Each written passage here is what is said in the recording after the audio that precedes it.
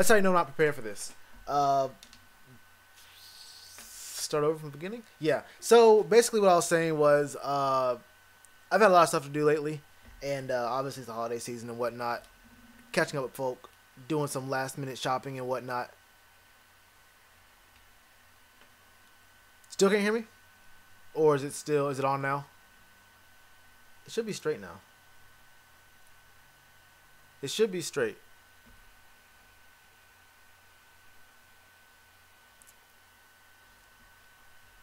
Let me know.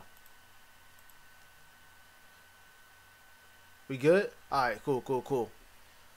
If Heineke drops 300 yards, 2 touchdowns, and 0 interceptions, he gets the job. I don't know about all that. But what I was saying was, I didn't get a lot of opportunities this past week to do a lot of videos I really wanted to. Mainly, the main video I wanted to do was a video talking about a team going from being 1 game back, going through half the season, and being 1 game back from leading the division to possibly having a top 10 pick in the draft. And there's a lot of different things that can happen. I would say almost a realistic chance of happening for us to get a top 10 pick in the draft. And it could really happen. Zion's going to New York. That man's gonna be a. See, this is why if Michael Jordan, if the Hornets could just, for once in their life, ever do anything right, all we really need is one big star. This drafting at like 12 or 13 or 14 in the draft every single year, being the ninth place team in the East, or getting to the playoffs at the 8 or the 7 seed, where you have to play either Toronto or the Celtics or something like that. Or, who is it? Actually, no, it's not even the Celtics. Who's number 2 in the division right now? Or in the conference right now for the East? Is it the Celtics? Either way, I don't think it's the Celtics. But the point is, if we could just tank 1 year. Just tank 1 year for a top 5 player. For one top 5 player, the Hornets really could be good. And, I mean, if we stop giving bad contracts out to people who don't deserve it. Obviously, Kemba's going to be due for a contract this upcoming season. Which, honestly, I love Kemba. But we don't deserve Kemba. The Hornets don't deserve Kemba at all. I mean, he basically is Charlotte basketball. But, man, I felt bad for the man the last, 2-3 years straight. Because I just know for a fact, Kemba on a team that's, on the verge could push that team toward... if the Warriors weren't a team, Kemba could be the second best player. Maybe even the best player. No. Probably the second best player on a championship team. Maybe he could be the best player, but we wouldn't know because he doesn't really get to play around talent that much. So other talent brings up your talent, and it's kind of hard to really showcase yourself in Charlotte. With, let's be honest, we know what we got. Anyway, the point is, I want to bring this up real quick. Let's go over this injury report. Basically, what's happening here is obviously Cam's out, but they called K'Wan Short questionable. He was maybe 30, 45 minutes ago. He was just declared inactive and out for this game, while just about everyone for the Falcons is going to be healthy. I think Dan Quinn said that that Julio was going to be a game time decision, but that doesn't really matter because honestly, winning games at this point doesn't really matter. In fact, I would say winning games at this point in the season does more harm than good. I'm going to be real with you. Taylor Heineke has a good game. If he can throw for 400 yards, get 5 touchdowns, no interceptions, and rush for 3 more touchdowns, that's cool. As long as we lose. I'll be honest with you. As long as we lose, I want Taylor Heineke to put up the most monstrous stats of all time. Let him put up CFL stats. Let this man put up college football stats. Early in the year college football stats. I'm talking about Texas Tech versus Monmouth or Liberty. Actually, Liberty's kind of decent now. They're all right. But, talking about, teams putting up 800 yards, putting up 60 points against defenses. If he puts up those numbers, I'm 100% cool with it. But if we win this game, it's a loss for us. That's where we're at right now. We're in a situation where we're winning the game is actually a loss for us.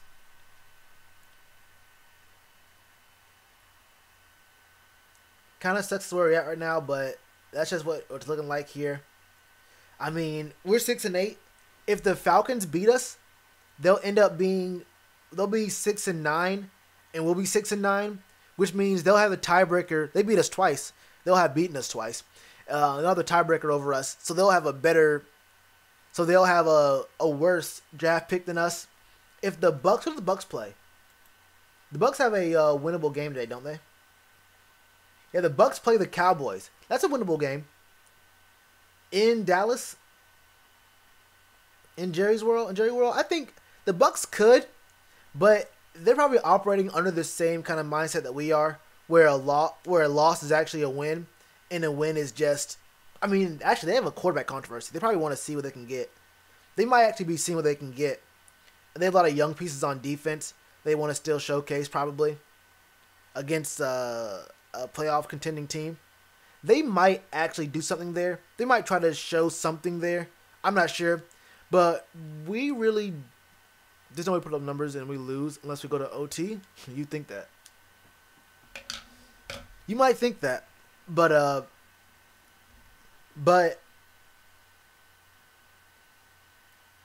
don't know. I think we lose. If we lose this game, the Packers have a pretty decent game today, I think. Who do they play? The Jets? Yeah, that's what I thought. They could probably win that game versus the Jets, even if they are kind of mailing in at this point.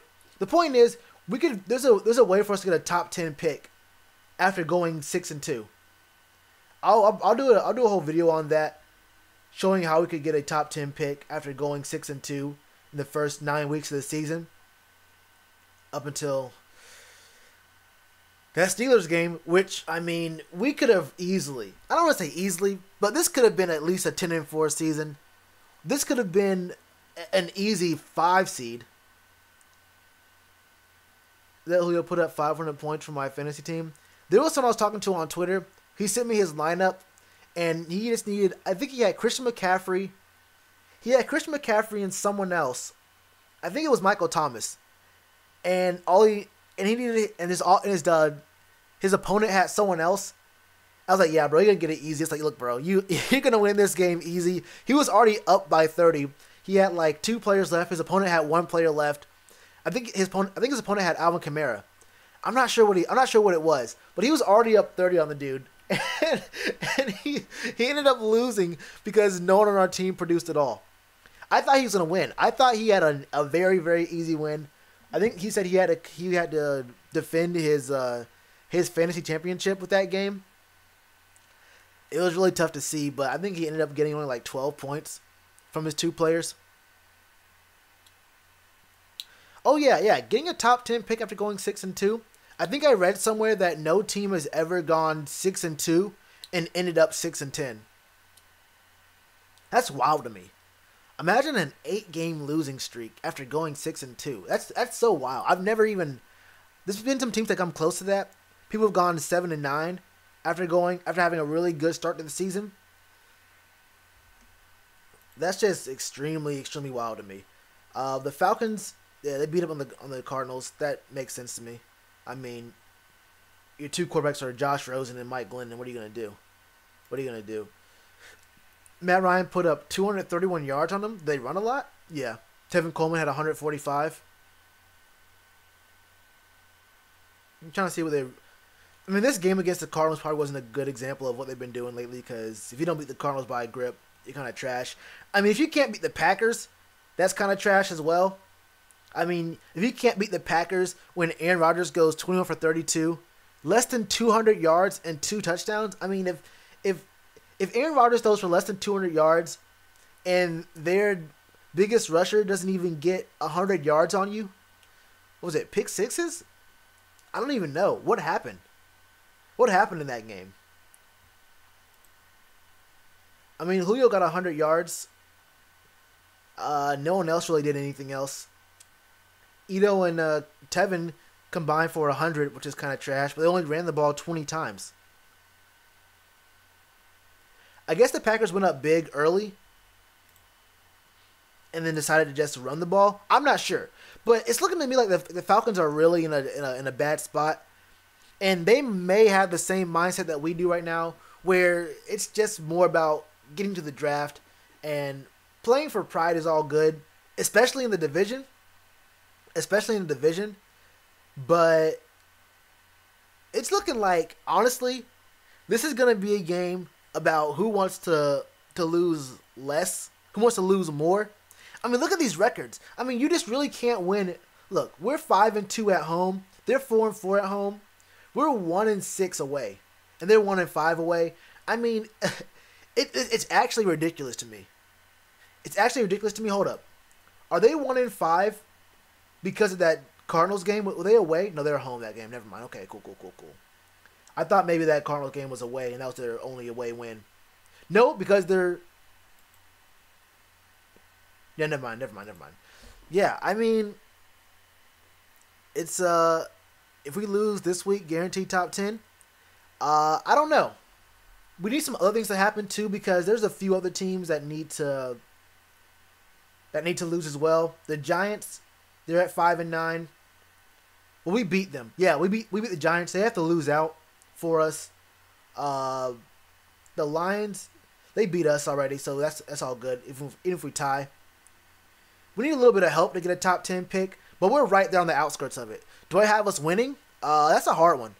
Honestly, that's a really hard one because our defense is probably going to still play with pride. I don't see anyone on our defense trying to lose this game at all.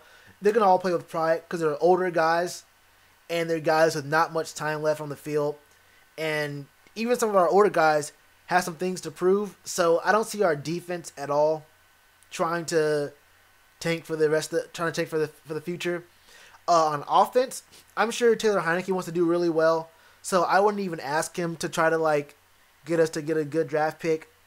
Christian McCaffrey still needs, I think it's less than 50 yards for the rushing, but I think he needs 134 yards in each of these next two games for him to get the 1,000 yards receiving.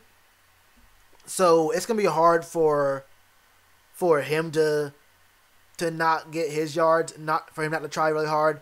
Obviously, we have guys on our receiving core who are still in a tryout mode, either for us getting them a bigger contract for next year or showing off their skills for other teams. We're not going to retain all these guys on the receiving core, so they're still probably going to try to work really hard to get that spot. I think it all depends on. It's a hard one. It's a hard one because we can probably win this game, and the Falcons can probably really, really want to lose this game. Honestly, it's a match between two bad teams. Let's call it what it is. It's a match between two bad teams, and whoever wins really loses. I'm going to call it like I see it. Whoever wins this game actually loses. We can go to 6-9. They'll go to 6-10. Or we can go to 7-8, I mean. I would just hate to go to 8-8. I would just hate to win this game and then catch the Saints on a game they're just mailing in because they already have the number one spot locked up, and then end up 8-8 and get the number 16 or 17 pick in the draft.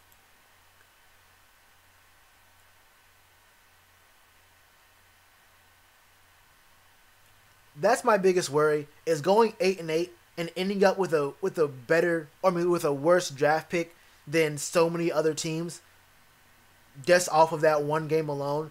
Because going 8-8 would probably put us above, or I guess below, the Vikings, all the NFC South or NFC East except for the Cowboys. Pretty much, Colts probably do well. 3, 4, 5, 6, 7 other teams in the AFC. And maybe the Dolphins, if the Dolphins don't do enough. I mean, they have the Bills and the Jags. They might win both those games, actually. So we could probably be straight there. Probably end up 9-7 and still miss the playoffs. Yeah, they need a lot of help to get to the playoffs. But we may end up with a 16 seed, and that would not be cool with me, honestly. Or 16 or 17 pick when we could probably get a top 10. When we're right at the precipice of getting a top 10 pick. I understand playing for pride, and honestly, I would be all for that if this year hadn't been such a disappointment. Hope we don't play Funchess. Why not? What do you mean? At this point, I mean, why would we not play him? Hate the Falcons. Honestly, losing to them would be a bigger blow to them than winning against them. I'm sure most Falcons fans probably would want a loss here. I don't know what they need in the draft though. What do they need? I feel like they just got a bunch of injuries this year.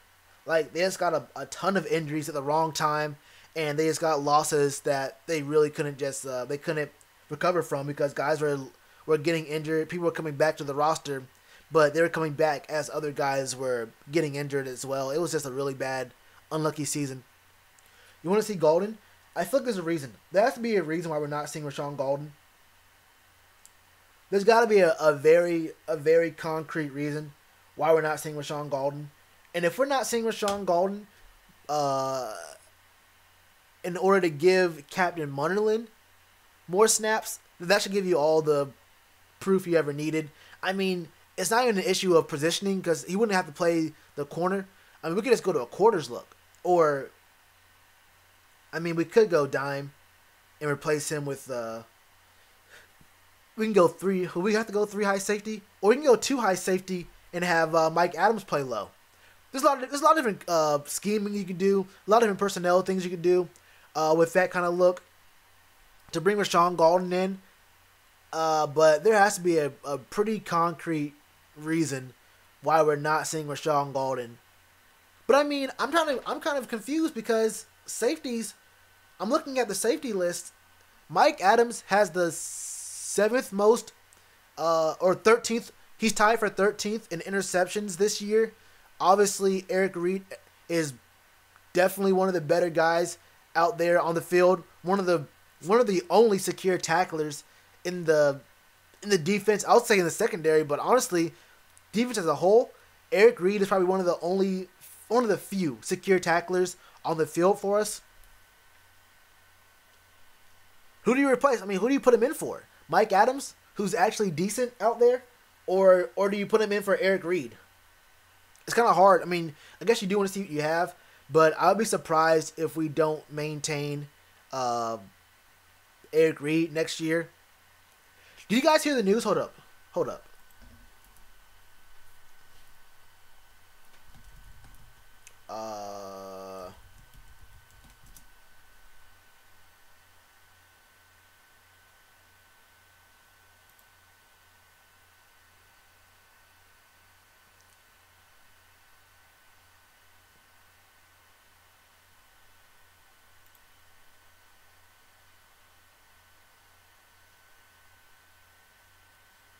This is going to autoplay. One thing I really hate about these websites is autoplay videos. I hate autoplay videos. Either way, is this an autoplay? Alright, cool.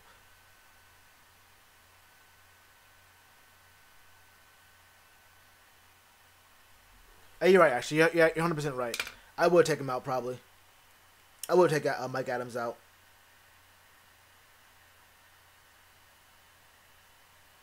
Let Rashawn Golden play. See what he can do. We might see him put into more packages this week. I'm actually very interested to see like what we're gonna do with these guys. Some of these other guys, like Marquise Haynes, is he a scratch? Let me see. Got it, coach.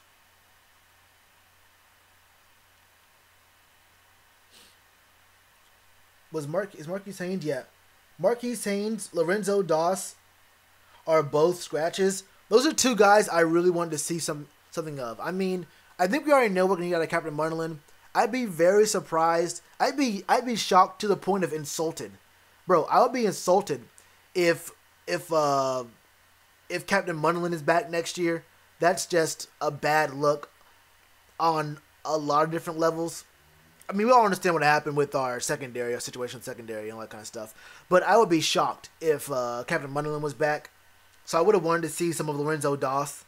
Marquise Haynes being scratched every single week, like all but 3 weeks so far. I gotta ask why. I guess we're still looking at who we're gonna keep in that D line. Obviously, we know that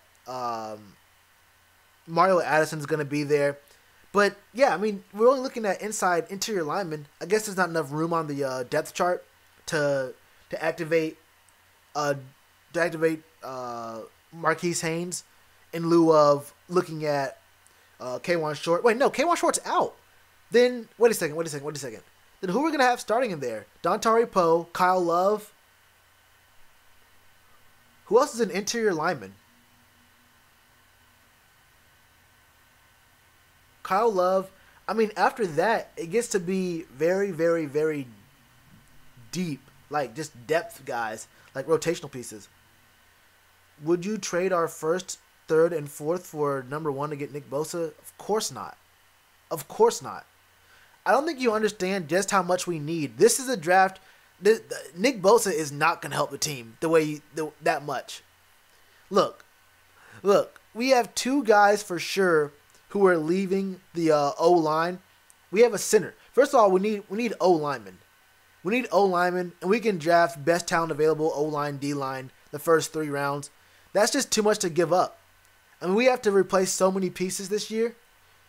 It would be ridiculous to even trade up in any round, unless you're trading like a couple of mid-round picks just to go up 1 round. Like, I'd trade if we got a couple, like, if we traded people later on the year. I'm not sure what it would be, but trade a couple fourths to get a third. But I would not trade multiple picks to get 1 pick. I would not trade multiple high picks to get 1 pick. How much cap space will we have? A lot. I'm not sure what the actual number is. It might be closer to 30, but also I think the cap room is going up this year. I think the cap space is going up by $6 million. It's either $6 or $7 million this year. So we should be getting a little bit more, but I think it's around either 25 or like 30, mid-30s in cap room this year, which will give us some space to do a lot of other things. I mean, I would try to make a prediction for what we're gonna get, but 1, I'm not sure exactly what our cap space is, and 2, I'm not sure what the contract deals are looking like for a lot of other like secondary members, like DBs, O-linemen for sure. I have no idea what the contract, what the free agency is gonna look like this upcoming offseason. What up, Monty? 26 million projected. All right, cool.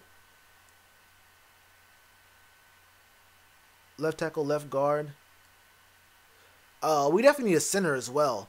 But I think we're going to mix and match some of the players on the O-line. So I'm not exactly sure. I mean, left tackle for sure. I wouldn't be so sure that we don't need a right tackle. Because Daryl said he's looking for big money this offseason. Maybe with that injury, he might be like able to like back down off that a little bit more because he got injured in a contract year. So he wasn't able to prove it exactly. I do think Daryl Williams is one of the better right tackles in the league, but I would not pay him like one of the best right tackles in the league. Honestly. Trade Funches for a third. I'm not sure he's worth the third. If we can, yeah. We'd probably get a fourth for him.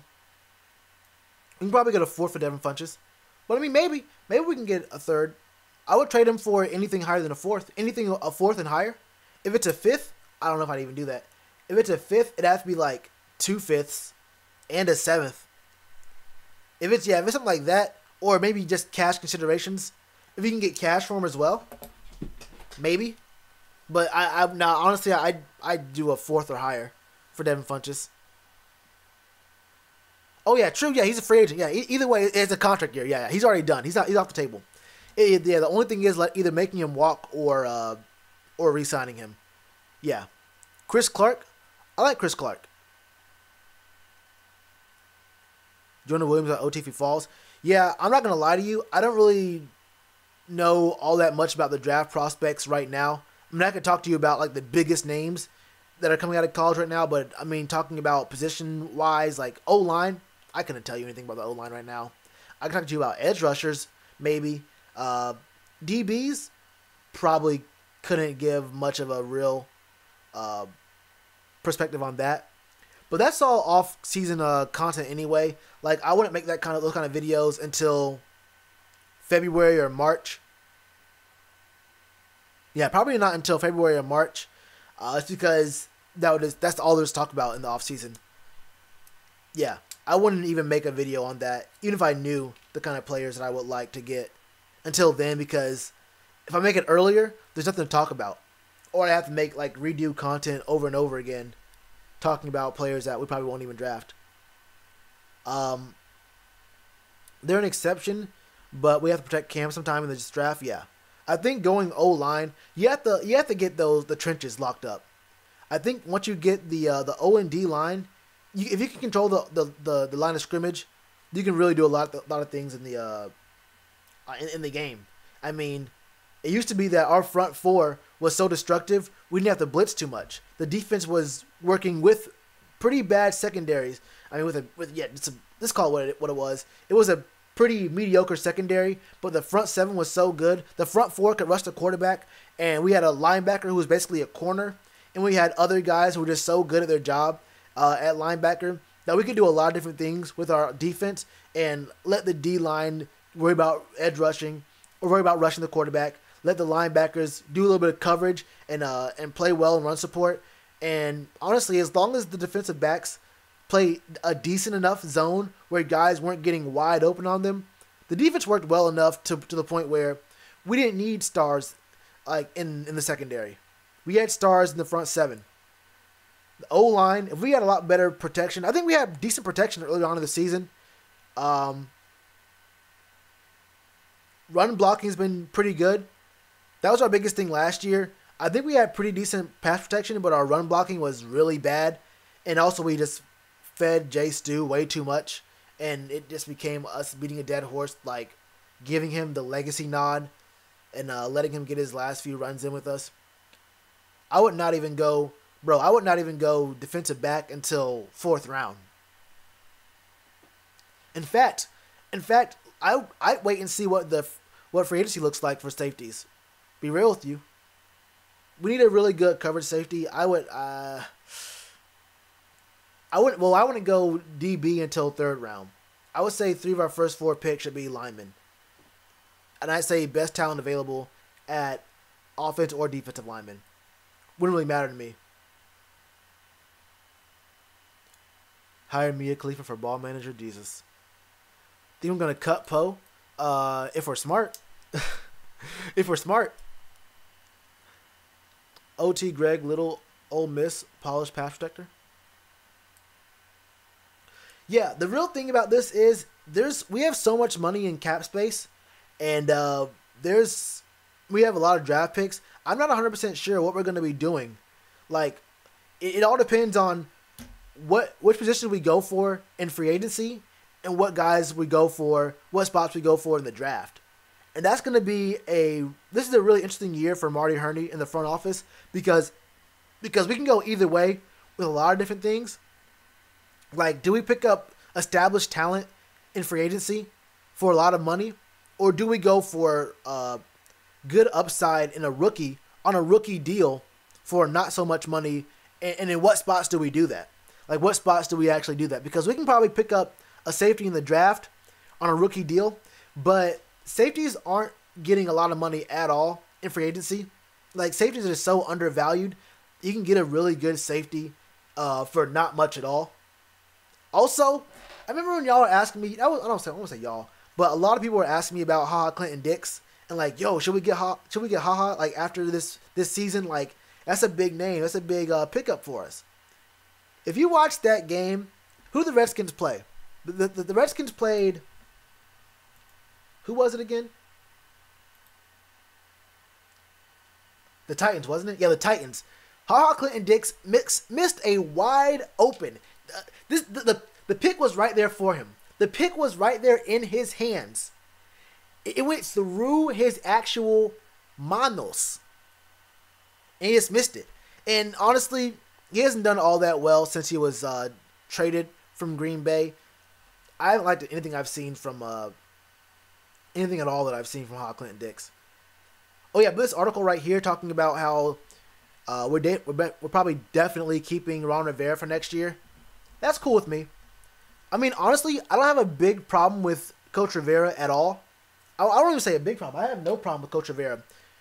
Coaching wise, my biggest problem with him was him promoting his friends to positions that they weren't ready for. I think we all understood pretty quickly that Eric Washington wasn't exactly the best pick for defensive coordinator, and I think we saw that happening. And my biggest problem with that is, look, okay, I understand. You give a guy a job, see if he can do the job. I mean, he obviously did pretty well with the D-line and whatnot. Probably kind of got carried because we had Starr, K'Wan Short, Mario Addison, Julius Peppers. I mean, you really can't go wrong. How do you it's like coaching the Warriors. What do you coach the Warriors on? Shoot. You say, go out there and play basketball. If you don't get in an argument with each other, you're going to win the game by 30. But I think early on enough, we could have realized and recognized that Eric Washington wasn't really the best option there, at least for play calling. I mean, I don't know what his scheming was. There's a lot of things scheme-wise that I felt was just ridiculous to the point of, I don't know. If I saw someone else's team running the things I'd be seeing the Panthers defense running, like earlier on in this year, I would think there was some kind of sabotage going on. I would think that like someone, I don't know what I would think. I would think something really like subversive is going on in that team. I would have a lot of different choice words if I saw a different team running the kind of things that I saw our defense running. It was looking bad. Amari Cooper exposed HaHa. HaHa just hasn't been good in a couple of years.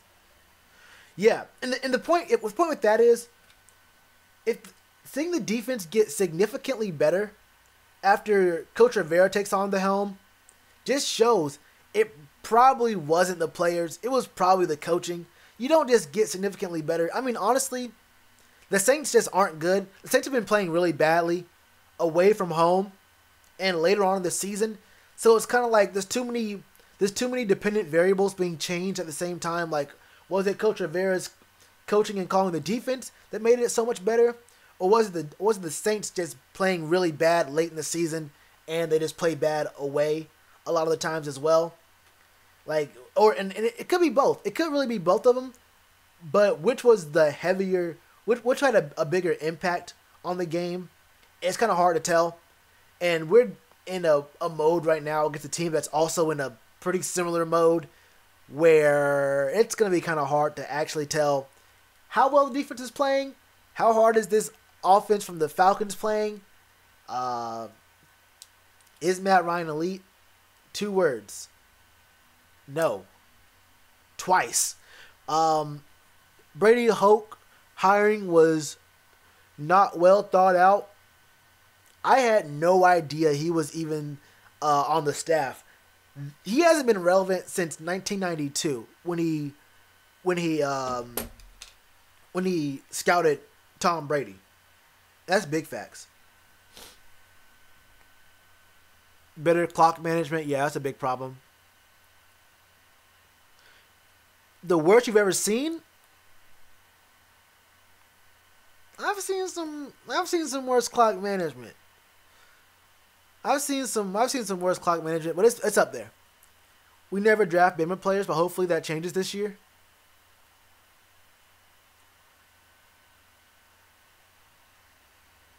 Yeah, no coincidence, yeah.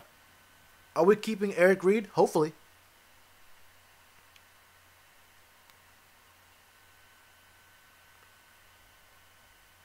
Those are gonna lock up our cap space. But those are good ones. I'd probably pick up one of them. I'd pick up one. Why not keep Mario Addison?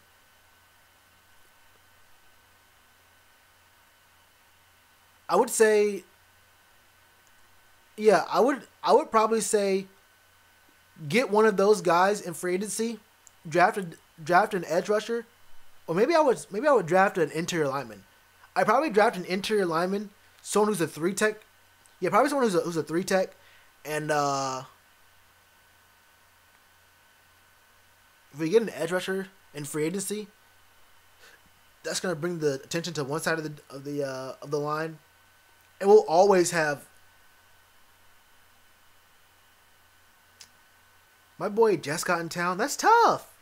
We can't kick it, homeboy. I thought he was going to stay in New York. Anyway, not even close, Ponder? What do you mean? Dante is our Norman. They don't play the same game. We need another Josh Norman to have a chance. I don't agree with that. We need a pass rush. We might need a scheme change. A scheme change. Low key. Because we're one of the last teams in the league to run Tampa 2, and that's only because we have Luke. We might need to transition to more of a cover 3 team.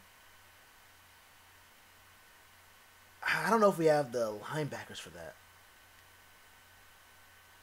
Honestly, we have to see what we get in the draft or what we get this offseason, because whether we get a better pass rushing D line or a better secondary in general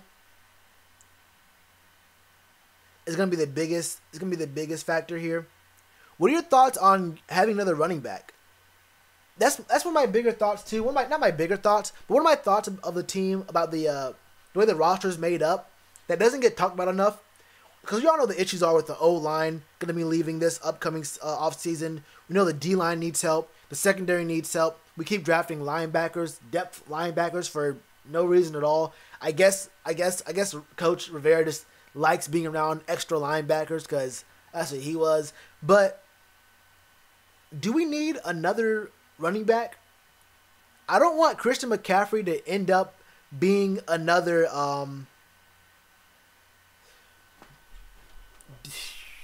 DeMarco Murray. Seeing him play, it sounds all good. Like, it feels good. It feels good when you're talking about a player. It's like, yeah, man, we have our running back's been in the game for 98% of the plays. He doesn't get out. Yeah, half the runs or 80% of the runs go to him, and just about 80% of the passes go to him. He's gonna get 1,000 yards rushing, 1,000 yards receiving. He's gonna be like that's an Iron Man, bro. Like, we have a really good, probably one of the most impactful running backs in the league. But on the other hand, we also acknowledge that high usage running backs don't last very long in the league. High usage running backs get 1 year of very, very heavy use, another year after that of maybe even higher use, and then they lose their production.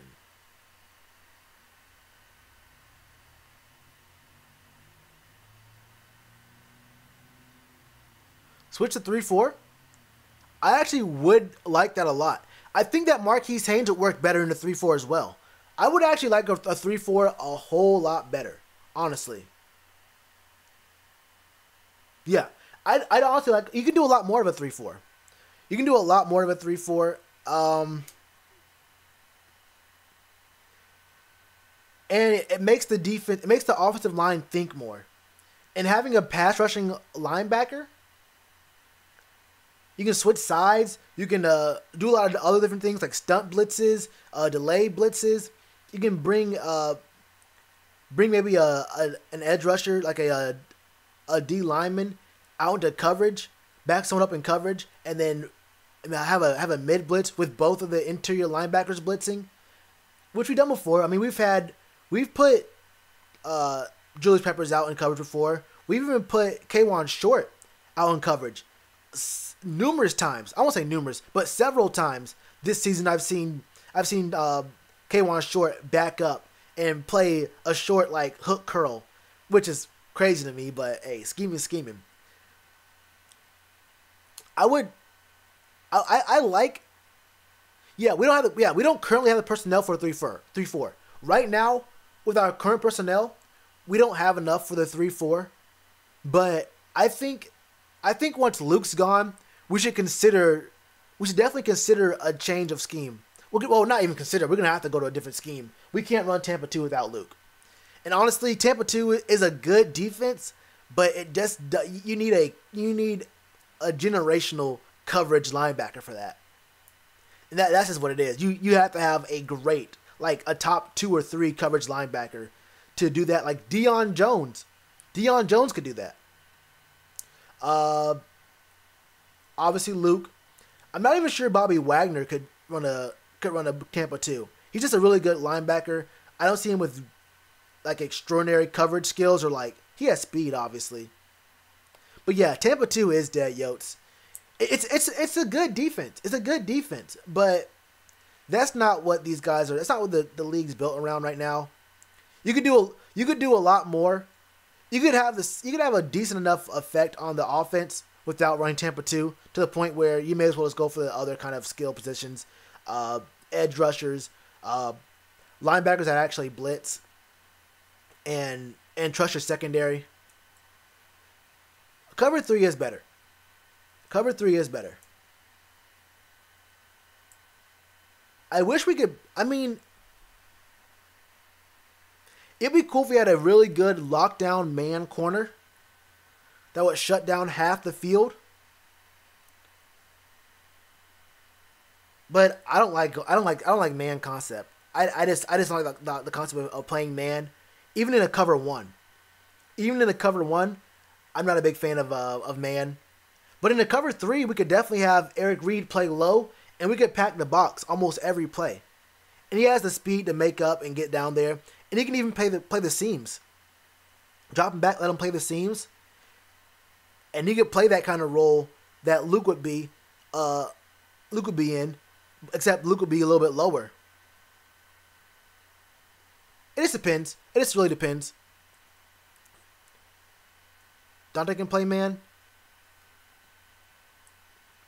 Yeah, but I wouldn't describe him right now as a shutdown corner, as a lockdown corner.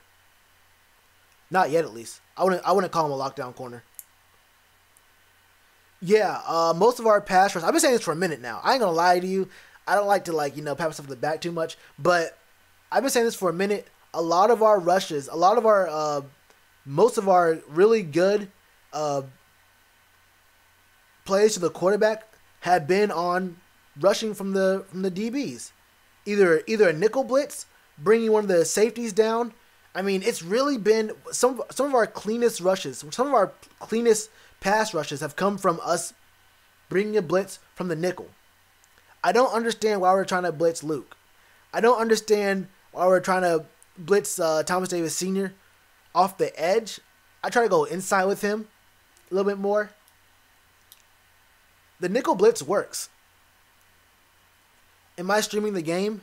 No, I'm not. I mean, I've thought about it. I think next year I may stay on stream for the games. Maybe not. I don't know what I'm gonna do next year. I don't actually have a plan. I have a plan. I have a plan, but game time kind of stuff, I'm not 100% sure about. But yeah. Should we sign James Bradbury? Yeah, I think we should.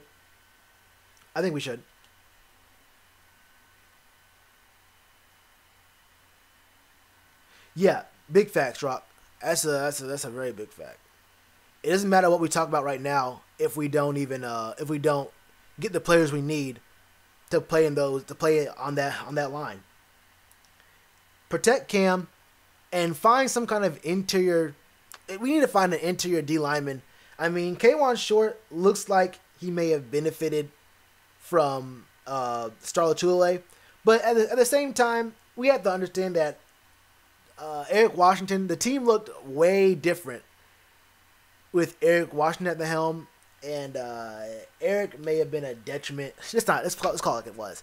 Eric was a detriment to our defense, so it's kind of hard to actually put it on a single player. I have to see what they do next year, and I think that's a really good look for us because we understand what's been going on with the team, and I think we could have had a lot more success if Coach Rivera was calling the plays for the defense by week 11.